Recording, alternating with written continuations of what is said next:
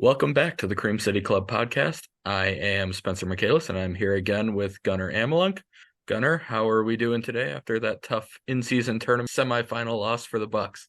Yeah, that was tough. I said I wasn't going to care that much, and then I ended up wrapping myself into it a little too much there, but doing all right outside of that. It seems like everybody's sick around me, so if I sound like I got like a cold going on, I apologize. I feel like I'm not sick, but I'm very close.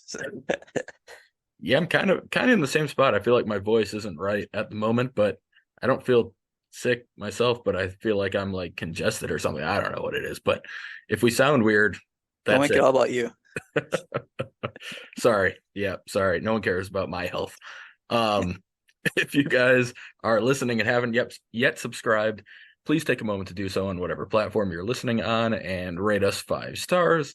And please be sure to follow us on Twitter at the Cream City Pod to stay up to date on these episode releases. Today, we're going to be focused more on the Brewers and specifically the winter meetings that wrapped up on Wednesday. So, just to jump right into it, I think one thing that probably the biggest news for the Brewers during the winter meetings was Jackson Chourio's extension becoming official. And I did see today that at Brewers Numbers on Twitter or X posted the numbers per year. So we got the breakdown of it's a $2 million signing bonus, and then it kind of starts at 2 years and works its way up gradually before it gets to 15 and 17 million the last 2 years of the regular guaranteed deal, and then $25 million for the two club options.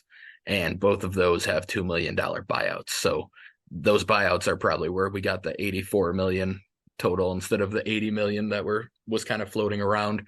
But I guess we talked about it a lot last time, obviously, on the last Brewers pod. But any final thoughts or anything that just for me, it was just nice to see it officially become official. So anything Yeah. beyond that for you? No, not really. It's just like you said, nice to see it laid out. I mean, this was best case scenario, I guess. I mean, I don't know what I really feared in this contract. It was like a win-win, like we said, but I mean, like those first 6 years are pretty manageable. And I was thinking about it like this too. I mean, we talked about living up to that contract. I mean, it doesn't really get quote scary until those last 2 years. And like you said, if we're picking those options up, then he's already lived up to it and he's going to be worth that 25 million. So, Yeah. um, I mean, and that obviously the big mark there was be that Yelich option year. If he's here around that time, that's when it jumps up past the double digit mark at 15 million. So even at that number, I mean, that's still very manageable. And yeah, I mean, I would assume he gets up to that type of range, even if he's valued at that. But even then, I mean, again, very manageable for us. So Yeah. Yeah. No, like you said, I think a big thing to point out is that the real money that gets into the double digits and gets to 15, 16, 17 million starts the year that Yelich most likely will not be on this contract unless somehow that mutual option gets picked up for Yelich, which I can't mhm. see the Brewers picking that up at that point. Um, yeah, no, I think that pretty much wraps it up. I think it, like you said, if we see those club options get picked up, then we will most likely be very happy with what we've seen in the 8 years prior to that. So, Yeah. and I think I know I guess one other thing, they had their press conference for it, and Arnold said that, he's not locked into an opening day starting spot. I think that's probably for the best. You don't want to give away that he's going to just automatically be starting the year on the opening day roster. Mhm. And it just kind of loses you leverage in other talks and in other things. And he's not even, it's just not something you want to do until you are going to do it. But I would still say, barring an injury, I would be shocked if he's not the opening day Yeah. in the outfield on opening day. I don't know exactly where, but That was um, my one note too outside of the contract as far as that goes was it's just kind of funny timing. I mean, we obviously kicked off, like you said, the winter meetings with this big signing, but we didn't have to do it at this exact time. We could have waited to see how the kind of everything plays out since we got so many outfielders and everything. Um, so it's just like you said, he didn't commit to it, but obviously we know kind of what the writing on the wall is. But it's funny to kind of look at it in a way where he's in a way signaling to the other young guys like, hey, this is our guy, this is who we committed to. And like if you're Garrett or you're Sal, it's like, well, I'm not starting in center field. So you kind of know what's gonna happen. But I guess that's just kind of the where it gets a little weird, but I mean, we're obviously not upset by it for our standpoint, but um, it's just funny as far as the signaling goes because everybody knows what's going to go on here. But Yeah, um, yeah. I know Kurt Hogue did mention that the Brewers had tried to kind of breach these contract extension offers with some of the other young guys coming up. So mhm. it's possible Mitchell and Frelick were offered some sort of an extension. And if they chose to turn it down, then I guess this would probably make it less awkward that, you know, I was going to say that, but I didn't know if you were going to leak something if I was supposed to say that. That was no. also on my notes that we did try to do potentially some stuff with them as well. And then, like you said, I mean, it just didn't work out that way. Yeah. Yeah. So that's it. I mean, we're both very excited about Chourio's future. I think every Brewer fan should be. And like we said a bunch of times, even worst case scenario is never going to be some absolutely terrible thing that holds the franchise back later on. It's just going to be kind of a nuisance. So that's the worst case. And best case is you have a pretty, very reasonable contract for a guy who could be fighting for MVP type of season. So pretty fun way to start a winter meetings that ended up not being very fun in general across baseball, honestly. So I just wanted to lay it out. I think Shohei affected this, but in terms of the winter meetings, I mean, are they even exciting anymore? I know I don't have MLB Network anymore. Thank you, YouTube TV. But I used to always watch MLB Network pretty much the whole day during the winter meetings and find a way to tune in as much as possible. And I just didn't even feel the need to do it because there was just no action, it felt like. So do you even get excited when you see those coming up anymore? Funny enough, too, we got the same notes. That was literally my one note I put, not one of them, but or it is one of them. When I was a kid, I would get so hyped up for like the winter meetings. I just know something's gonna happen this week. The Brewers. I remember Prince Fielder leaving us. I remember that was like a big. He might even went before the winter meetings, but I was just like anticipating that being like a big moment. Like, oh my God, once that week comes, we're screwed. He's leaving us. But I mean, yeah, it was a lot more exciting. I mean, we got a lot of news since we even really thought about this question since we got the Juan Soto deal and everything like that. So, but yeah, I mean, Otani, I think it's really unfair too, in a way, to put that pressure on him because he shouldn't have to sign this week. So, in a way, Yeah. I've seen people sort of suggest maybe we move the date back and stuff. It's like, are we just saying that because of this exact situation, or are we saying it because it actually makes sense in totality? But I think they've handled his situation pretty weird for me too. I know this is the Brewers podcast, so I'll make it quick, but I mean, this guy won the MVP, and like we haven't seen him, heard him. And I know he doesn't speak English or anything, so that gets it a little bit weird. But I just think they just do a really bad job of handling things like this. Um, and they did hype it up a ton, like I said, for the contract and everything. But to me, it was just a little bit unfair. And then not hearing from your MVP, I think it makes it a little bit weird too. So I don't know how you feel about that. I know, like I said, it's a Brewers podcast, but Yeah. I mean, we're talking about all of it. yeah, I think that was his choice, to be honest with you. I think he's been choosing to not speak, and that's his choice. I think it sucks because, kind of with both the Angels superstars they've had, it's like these guys aren't really big into putting themselves out there, and that's mhm. fine. But it does suck for baseball when you're trying to become more marketable, and these guys aren't even doing interviews or putting themselves in the public eye at all. And even when he won MVP, he didn't do an interview with MLB Network. He was supposed to, and then they came up with some excuse why he wasn't able to last minute.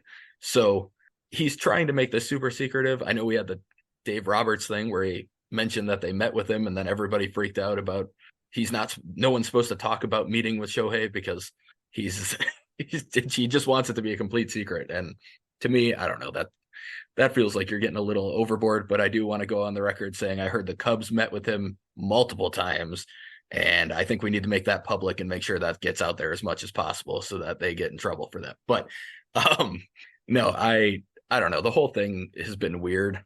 It's it sucks for baseball in a way because I do think this week has often been a time where people do start talking about baseball again, and it kind of gets back into the news cycle. And like you Yeah, mentioned, it was technically, I think, after the winter meetings ended yesterday, the Juan Soto deal breaks, so that at least got some of the yeah, I attention guess. back.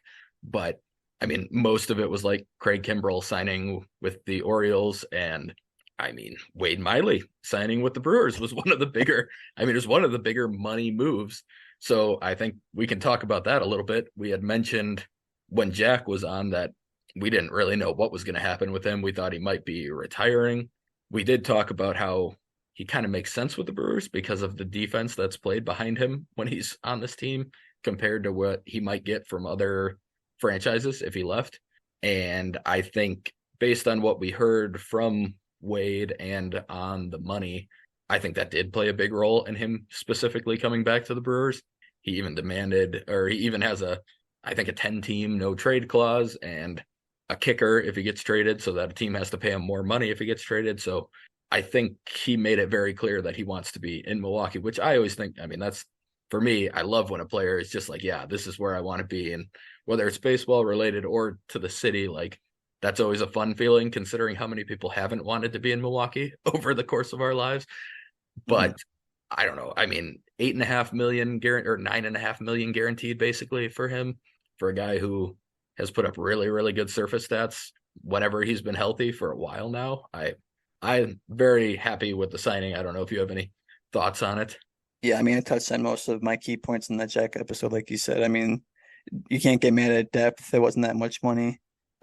He's been a very solid, like 4 or 5 starter. So, like you said, surface stats, you just can't really complain with that type of production. And I mean, that's really all it is. I'm just happy he's back because, I mean, the depth, we don't know. Again, we can talk about Corbin all the time. We don't know what's going to happen there. It's right now he's probably slotting into that 4 or 5 position. So, if it sticks like that, I mean, I'll definitely take that out of him. And I guess we'll just see kind of how it plays out after that.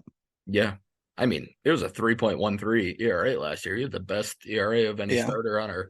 I think ideally he's more of a 4 or 5, but he's probably right now slotting into like that third spot in the rotation. And if Corbin does end up getting traded, we're probably looking at him as like the number 2 behind Freddie. So I don't know.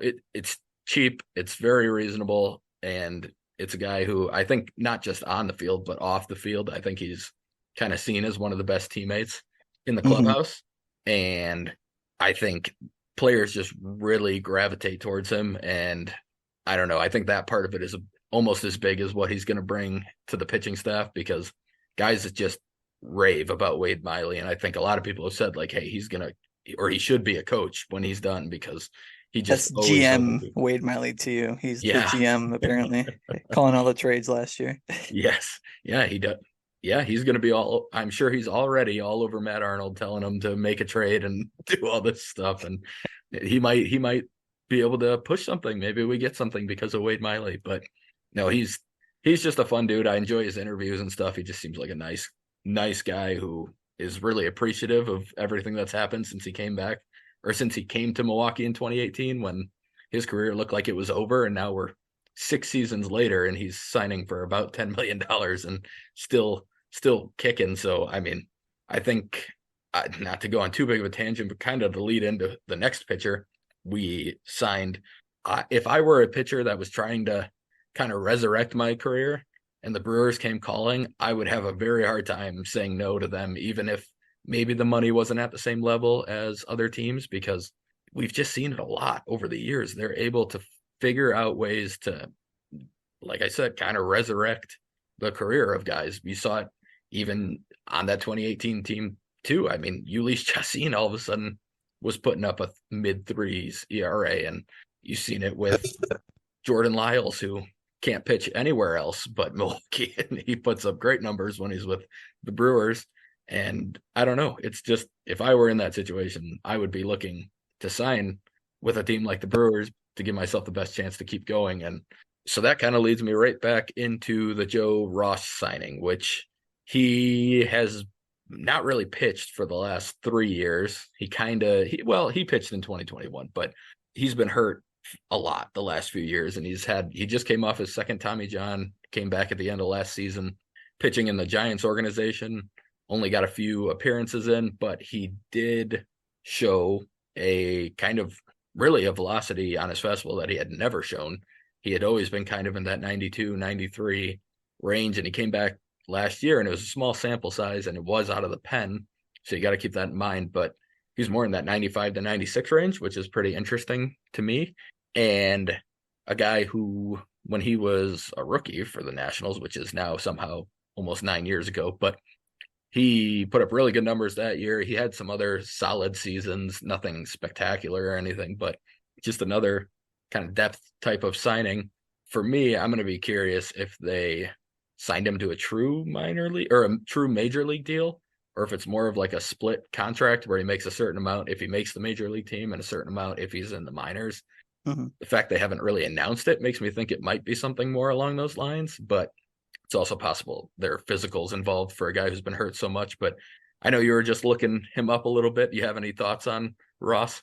We talked about in past episodes, like I always say in these podcasts, but when they look for guys like this, it's always like they signal like one pitch. So if they see like one pitch that maybe they can exploit out of him and turn that into something incredible, seems like they always do that. So what's that one pitch? It seems like, and correct me if I'm wrong, it's that sinker that he's always sort of had. I remember, like you said, his rookie year, I remember thinking like, damn, this guy's nasty. I remember that sinker, but I'm like, this guy's going to be unhittable. Then it's like he's got like a 4 ERA, 5 ERA. And like you said, he's been hurt and stuff too. So it's tough. But I think I saw a stat too on Twitter where they had like his sinker velocity, I think it was. I'm sure you retweeted it or somebody somehow got in my whatever That was timeline. Kurt. Yep. Yeah. And how it was like 92. Now it's almost like close to 95 after like Tommy John. So 94, 95, probably somewhere around there. So, yeah, I mean, like I said, I thought it was nasty back then. If you're adding velocity, I'm sure it helps. And if he's in more of a pen situation, like you said, even more of a reason to, if you got one or two good pitches that you excel at, I think that could honestly work very well. And this more of a flyer too. So, definitely no risk here. So I'm excited about it. I mean, um, like I said, they turn these types of guys into somehow valuable pitchers where they're going to be in crunch time and he's going to somehow excel and be an all-star somehow. So we'll see. But what did you see with that sinker? I guess you didn't seem too excited that it was a super good pitch for him, but what do you see? Yeah, it's so to me, it's weird because when I watch the video, it does look like it's got pretty good depth, but the kind of the Statcast numbers don't really show that. It doesn't show that it has a Yeah, very that's what good I'm shape. looking at right now, and I'm like, maybe, but Yeah, it doesn't have like a great shape according to that. Now, the only thing that can get a little interesting is I'm gonna get super nerdy, but like seam shifted wake can cause a little bit of a difference in terms of Statcast numbers and how a ball actually moves. And basically, that just means it's movement not based on spin, but based on the way the seams are aligned, and the movement kind of the air catching against the seams in certain ways can make the ball move differently than what the spin would have suggested it would do. And a lot of people have been working on that lately because it's kind of a new thing. And a lot of people are trying to do it with changeups and sinkers and sliders. So I'm curious if maybe that's playing a bit of a role in this, but it's to me, and I was talking about this with Jack Stern a little bit. We're kind of curious if they might try and teach him a cutter because he throws his slider really hard, like upper 80s, and there's not a huge difference in terms of the movement that you would see on his short, quick cutter or quick slider compared to what you would see with a cutter. mhm. And I think they've had a lot of success teaching guys cutters and working with cutters. So we were wondering if maybe they'll go that direction, try and get him to throw like a 92, 93 cutter, maybe shorten up or separate the slider, try and make it more of like a 85, 86 mile per hour pitch instead of such a high 80s pitch, because right now all his pitches kind of are a similar velocity. Yeah, And if you watch Corbin Burns, that to me was the biggest change when he started having success again last year was he separated the velocity on his pitches better. He slowed down his slider, so it wasn't like a upper 80s slider anymore with his cutter. I mean, it was honestly, he was throwing the slider in the 90s at times, and his cutter was more like 94, 95 last year.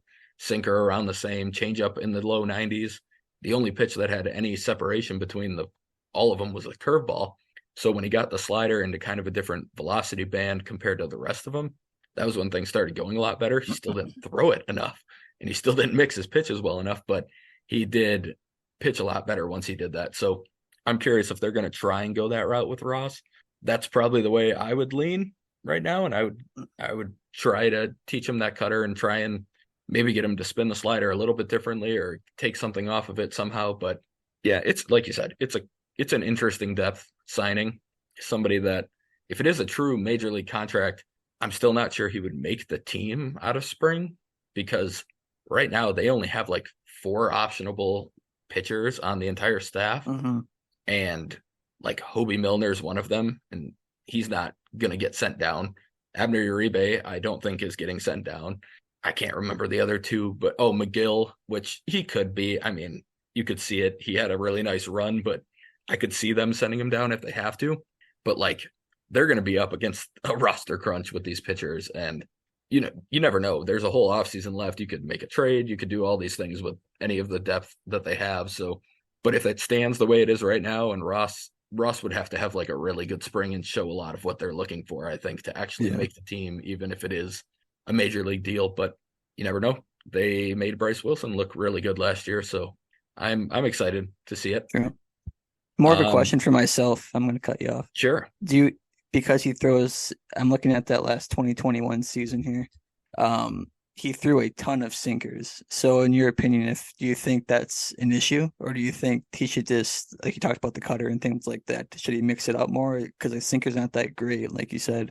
Has that been sort of his problem? I do think that's probably part of it in some ways.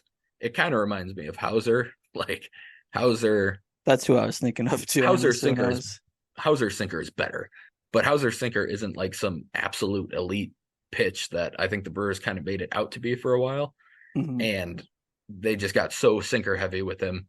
I hope that's not the plan for Ross. I hope that they are. Yeah, I hope they're going to scale it back with the sinker, and yeah, hopefully. I was imagining that Hauser, and then I was thinking about that rough stretch he had last year, and I can just imagine your tweets where you're like, mix it up. Why is he constantly throwing like misplacing sinkers all the time? And that's why I was thinking of that too. And in the bullpen, it's a little bit different too. I mean, you're forced out of, you can maybe get away with that in the bullpen if it's a short stretch, but being a starter, it's guys get used to that pretty quick. So I guess that's kind of where the leeway comes in. But yeah, and I do think sinkers are sometimes tough out of the pen when you're not throwing like 100, because sometimes it can take some time for you to find that release point and not just have them drop out of the zone a lot below the zone. And I know I hate when Rock says this every time a sinker ball is pitching, but you do kind of want to get to them early. Like sometimes that is true. He says it no matter what, and no matter who the sinker baller is, and no matter what the situation is, but it is sometimes easier to get to it early because they're not finding that release point in terms of they don't know how much it's going to move that day. Sinkers are kind of iffy on the way they move and how predictable they're going to move each day. And then just finding the release point where you're not leaving it up or you're not dropping it below the zone every time. So it can be a little iffy out of the pen. I really hope that the cutter is kind of where they're leaning. And if they can figure that out, it makes the sinker a better pitch too, because if you have 2 fastballs going opposite directions, it's just a lot harder on a hitter. So fun depth signing, a name everyone knows, and very little risk, like you said. So they've done well with these types of guys. Speaking of interesting, not super high risk, but maybe not the most fun names to be tied to, Isaiah Kiner Falefa from the Yankees the last few years. I believe Ken Rosenthal wrote an article saying that the Marlins and the Brewers and a bunch of teams have checked in on IKF, is what I'm going to call him the rest of the time. I mean, I'm sure you've looked at his hitting. I got it pulled up. He's a very solid defender that can handle shortstop really well. So that's probably the appeal with him. But the bat is, you could speak to the bat if you'd like. Yeah, I mean, I got it pulled up, and if people listen to the last Brewers podcast, you can probably guess what type of hitters I like. So you would know that this guy would just annoy me to heck. But I mean, doesn't get on base, doesn't have that extra base power. Barrel percentage last season was in the 6th percentile, so that's not good. But doesn't strike out, I guess. Doesn't whiff as much. So I understand it, like you said, as far as it seems like a Brewers type signing for depth because he's so versatile. I think he even played some like center field last year. They even switched him to. I know he used to be a shortstop, and even a catcher at one point. Obviously, he's not going to catch, but I remember that with the Rangers. So Um, as far as a Brewer signing goes, I can understand it for depth, but if this is like a Willie Adames replacement, which obviously it's not, but if it would be that and it turned into that somehow, yeah, I don't think I would be enjoying watching him play every day. Um, but for depth, I mean, sure, I guess it doesn't really hurt, like you were saying.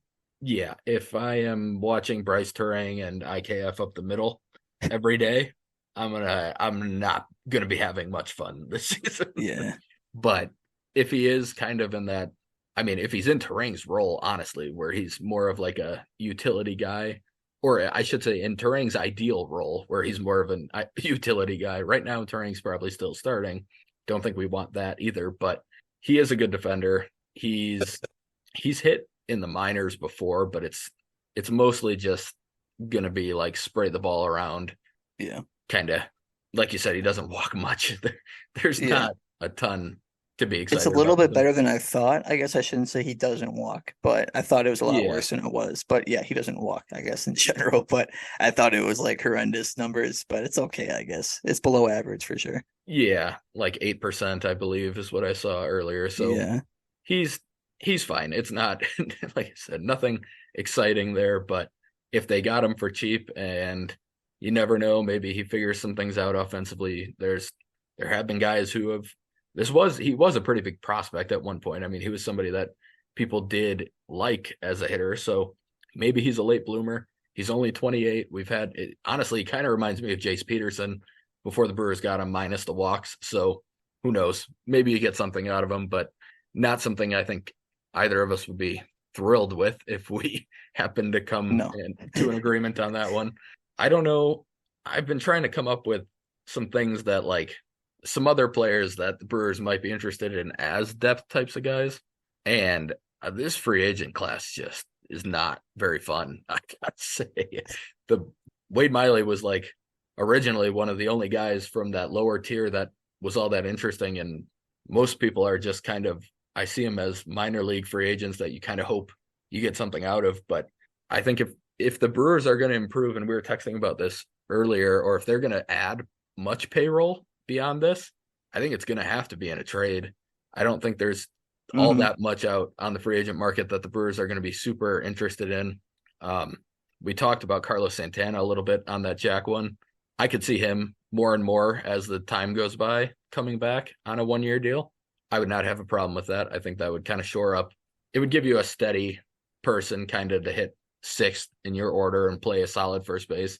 Other than that, I don't know. Like I said, I think we're probably looking at using a guy like Mitchell or Weimer or Frelick or, I mean, I don't know what value Terang has, but or even some of our actual, prospects to add. If they're going to add too much salary, I'm guessing it comes that way.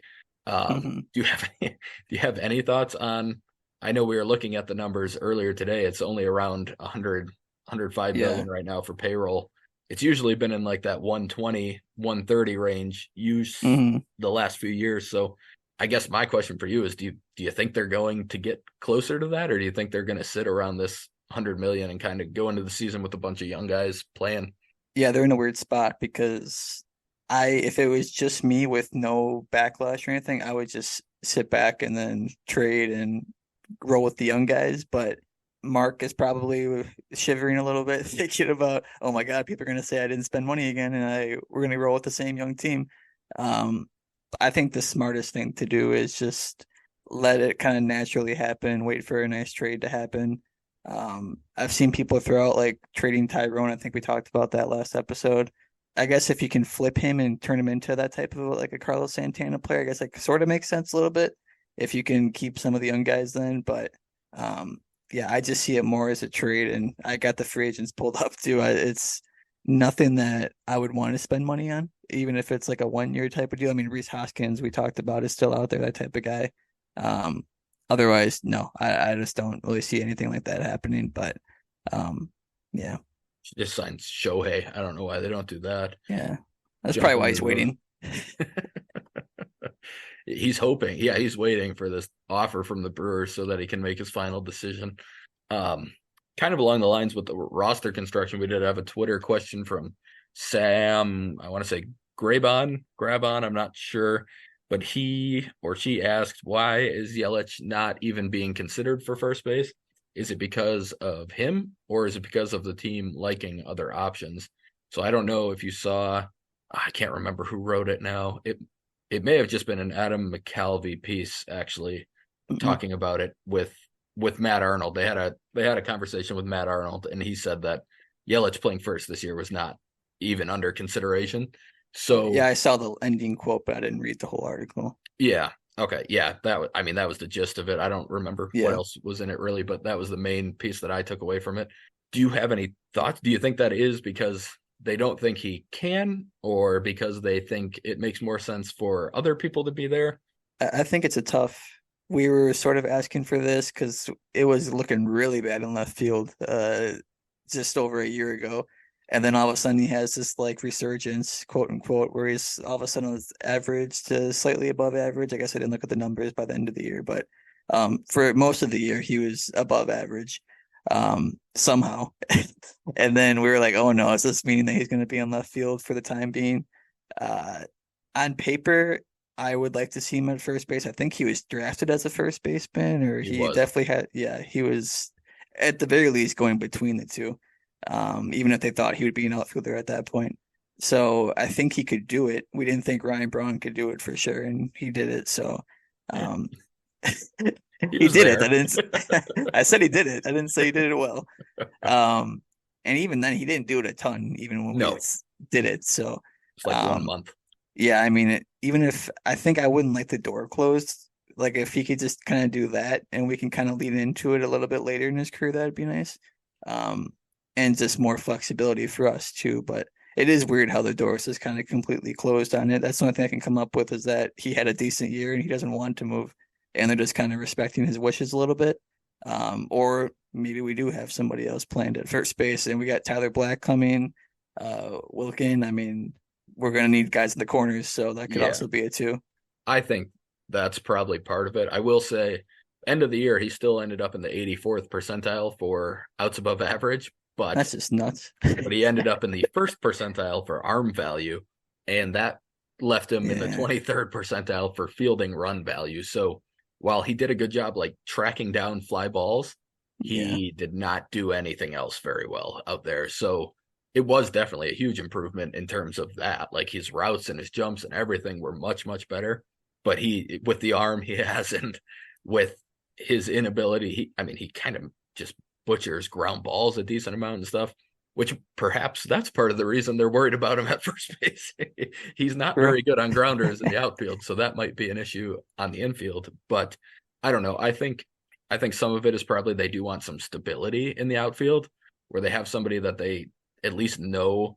It's not Yeah. all young guys who they don't really know exactly what they're going to get out of them this year. Hmm.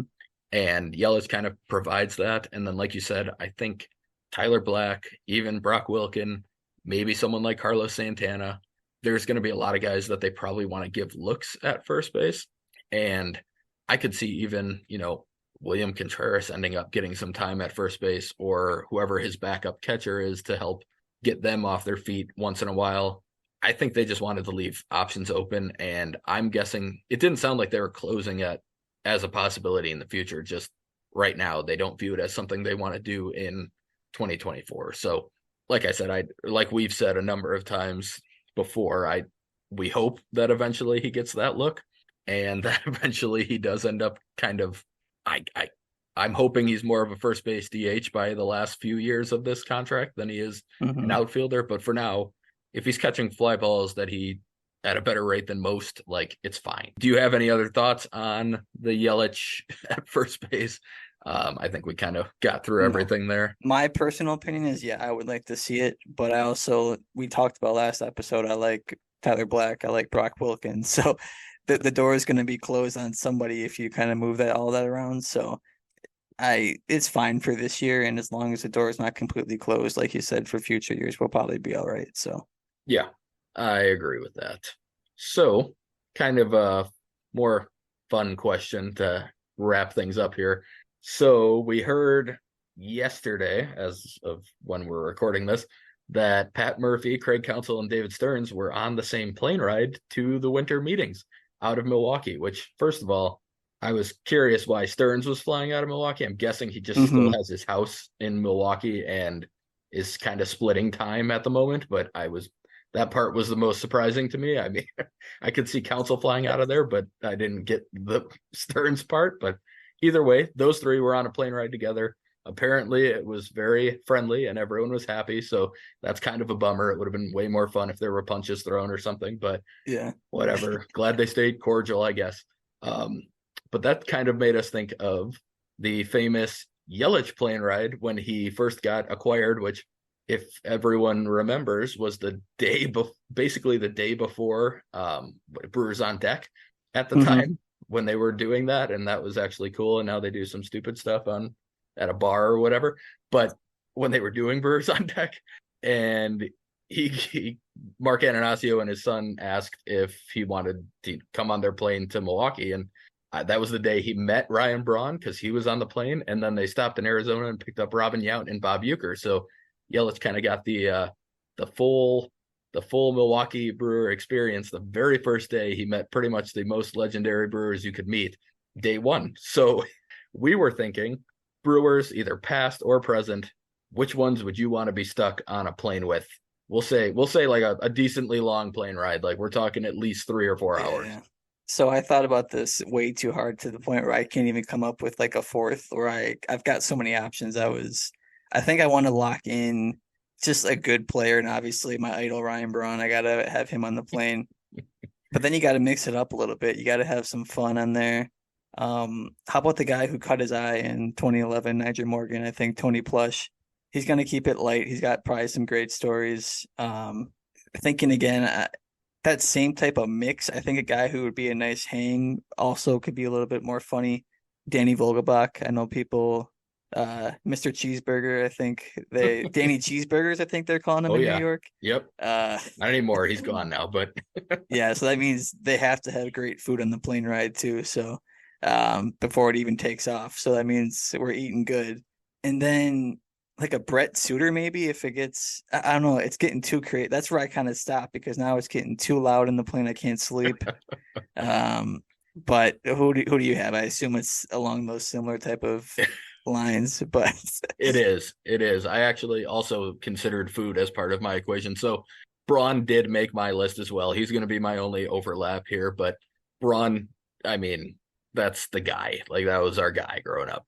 I would love to sit down with yeah. Ryan Braun and ask him so many questions about a lot of things, and some of them being things he probably wouldn't want to talk about, but I would ask him about. um, You Euchre, definitely juiced because of your injury, right? That's why you were yes, doing it. It yeah, wasn't that's because yeah. There's gummies. It's just to stay healthy. Um, I think I included Euchre as well, just because I think even though we get to hear so many stories from Euchre in a private setting where he can be a lot more open about stuff, I think the stories would be absolutely insane, and I would enjoy hearing them, even if he told them to me like 3 times because he's losing it a little bit. But I would still enjoy it. And my food pick was Mark Canna because the dude's a huge foodie, and I bet you he would bring something that I would enjoy. Seems like a nice guy. I don't know how much conversation I'd be able to make, but if he gave me good food, I mean, I'd love him. oh, you guys would talk about getting hit by pitches for a Oh, solid oh, hour at least. I didn't even consider that portion. Yes, Yeah. people don't know that about me, but I'm a huge proponent of the hit by pitch as a hitter, not as a pitcher. I don't hit people on purpose, and I don't want people to hit people on purpose, but I want to get hit as a hitter, and I love it. And I love when hitters are willing to get hit. And Mark Canna is my hero for that. He talked about how it was part of his plan at the plate. Like ball comes at me, I'm staying in and I'm getting hit. And that was me too. So that is a great point. I would talk about that a lot with him on that plane ride. And then my fourth, I would just bring Fielder along again because I want Braun and Fielder to just constantly do the Yeah, I 1-2 considered punch. it. Just I want them to do it the whole plane ride, the 1-2 punch thing, just back and forth. They can switch who's doing which side, but I'm going to sit underneath them and watch them do it above me. So those are my four.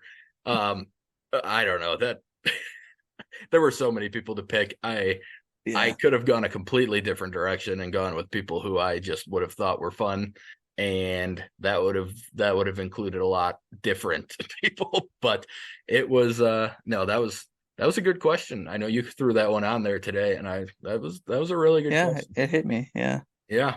No, I honestly, you get me on a plane ride with any Brewer, I'm going to be pretty happy. So keep that in That's mind. the thing though, like if we take it seriously, like I just want the whole 2007 Brewers roster on there, but we can't do that. So now I'm trying to what do the people want is kind of how I took it, but yeah. Yeah, that also matters. Is it the private jet or am I just flying coach with Oh, all these dudes? Like, how do we forget about Jeff Jenkins too? Now I just thought well, about I that. thought about him. I That did. was our first childhood hero, and then it went to Yeah. Ryan Braun. But yeah, I'll keep my list the way it is. But Yeah. No, there were a lot of considerations for this one, but we could go on for a long time and I have to stop us from doing that or we will. So I think just to kind of wrap things up here, there wasn't much other news in terms of the week for the Brewers. The Major League Rule 5 draft came and went. The Brewers skipped on their pick or passed on their pick. They didn't make a selection. They also did not lose anybody in the Major League portion of it. The first pick of the minor league portion was a Brewer farmhand, though, and that was Joe Gray Jr. I talked about him probably not in the most flattering way on the prospect mm-hmm. podcast, but I'll give him a little love. He I've seen him in Appleton a number of times, probably because he spent a lot of time there, but he's one of like he was one of the friendliest guys with fans, kind of going up and down the line, signing everyone's autographs before or after games. He was always just he played very hard. He wasn't a lazy player at all. He would run into walls, he would go flying into home head first. Somebody that you wanted to see succeed. Unfortunately, it just hasn't worked out. He just does not put the bat on the ball nearly enough. Too much swing and miss, way too many strikeouts. But seems like a great dude and somebody hopefully he figures something out. He went to the Royals organization with that pick, so not exactly the organization known for player development, but who knows what will happen there. Hopefully, sometimes all it takes is a change of scenery and some new people. But yeah, That means that he has to be on their roster, right? no. So the minor league portion is a little different. Oh, The minor. Okay, yeah. Yep. So they do a major league one. That one you have to be on the roster the whole season. Mm-hmm. And if you don't reach at least 90 days before you're injured, then you have to make it to that 90-day total the next season and stuff. So there's a lot of stuff you have to worry about on that. That was Gus Varland, who we didn't end up doing that with. We Yeah. just sent him back to the Dodgers. But the minor league portion, there's a different set of eligibility rules. And then you just have to put the player, there's like a fake AAA roster, basically. And you can Hmm. protect, I think it's like 36 players. And the Brewers had 48 players eligible, if I'm remembering right. Brewer Fanatic, somebody Moss Haas on Brewer Fanatic put all together the names together. I don't remember who all was on it, but you don't know who's protected in that one. It's just kind of the organizations can see who's unprotected and who's protected. And Mm-hmm. I'm a little surprised he wasn't on the protected area because I just can't imagine that there were 36 players that had more of a ceiling and stuff. I know in the past teams have kind of left guys unprotected in that stage of the Rule 5 just to give them a chance to go somewhere else if somebody wants them. So I'm wondering if they did that for him in this scenario just to give him that kind of shot at a fresh opportunity without having to Yeah. cut him or do anything along those lines. They liked him enough where if he wasn't picked, they'd get to keep him. But it's a lot different. The Brewers drafted can't remember his first name, Collins. He had a really good season for the Shuckers this year. They drafted him in the Rule 5 minor league portion last year, and he kind of looks like a guy who might end up being a major league utility guy or something down the line. So you can get interesting players in that portion, but it's usually just not much. It's more like teams take a chance on a guy that they're somewhat interested in or that they liked at 1.5 years ago. Like the Royals may have genuinely liked Joe Gray in the draft like in 2018. So we don't know Yeah. exactly what it is, but yeah, it's more of a throw it out there, hope you get something and build a little minor league depth. Brewers passed in that portion of it too, which I was kind of surprised about, but they've been cutting so many people. I think they're kind of up against a roster cap right now in the minors and they just don't have room to add too much more. So, but Mm-hmm. yeah, that's the majority of the news. It was Chourio extension, Miley signing, Joe Ross reported signing, losing Joe Gray Jr. in minor league Rule 5 draft. Not the most exciting winter We thought we meeting. were gonna have a banger of an episode, and we're sitting here talking about our plane rides. Who would we have it with? We Right. thought we were gonna have these huge trades and signings. Yep. Oh yeah. Tomorrow there's going to be some huge trade. We're gonna have Oh yeah. where all of this is going to mean nothing anymore, and that's all right. But before we wrap up, let's finish with our kind of new segment we talked about on the Bucks one. Not too many people have listened to that Bucks episode, so I think we should just review what we're doing here. So we are going to finish each episode with, depending on if it's Brewers or Bucks, we're going to finish it with just a random player that kind of means something to us, or at least we have like a good memory of as a player, and just give them a little love to end the podcast. So Gunnar, if you want to start this time with your random Brewer. I would love to. So this time for the Brewers portion, I will be selecting Joe Dillon.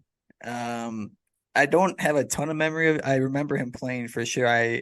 The biggest thing I remember of Joe Dillon is that two-tone bat he had. I don't know if you remember it. It was like very unique and had like an orange stain on top of the top half. And I remember Prince used it a couple times. So I don't know if they were buddies or whatever. And then I looked him up today, and he didn't like play much at all after that. I think he only played with like us, and then that was it. And he was like pretty young too. I think he's a coach now too. So yeah, shout out to Joe Dillon. You have a core memory of mine from my past. So congrats. And mine is one of the cycle holders in Brewers history, Jody Garrett. Did it in a loss in Arizona. Very exciting time for him to hit for the cycle. But for some reason, I honestly don't know what it was. When I guess I was 11 and 12 when he was a Brewer. I don't know what it was, but I kept talking up Jody Garrett to people whenever I had the chance. I'm not quite sure why, but I had this, like, I just liked watching him play for some reason. And I remember the day he hit for the cycle, I actually had one of my friend's parents call me and go, why do you like Jody Garrett, and how did he just hit for the cycle? So that's my memory of Jody Garrett. I was looking him up today, and I guess honestly never realized he actually had like two seasons that were really pretty good, and another one that was pretty solid. Like his rookie year, he finished 4th in Rookie of the Year with an 830 OPS and 22 homers. And then his second year, he had a 739 OPS, which was around league average that year. And then in 2008, randomly, 5 years later, he had a 845 OPS for the Padres with 14 homers. I don't know where that came from. The Brewers acquired him the next year. He clearly was not doing that anymore. He had a 672 and a 596 OPS for the Brewers. But yeah, he accrued 7.2 WAR over the course of his career, 59 career homers. Like, that's a pretty good career. Like, you go back to your hometown after that, and people are like, "Oh yeah, you actually were a major leaguer. You were pretty decent. Sure.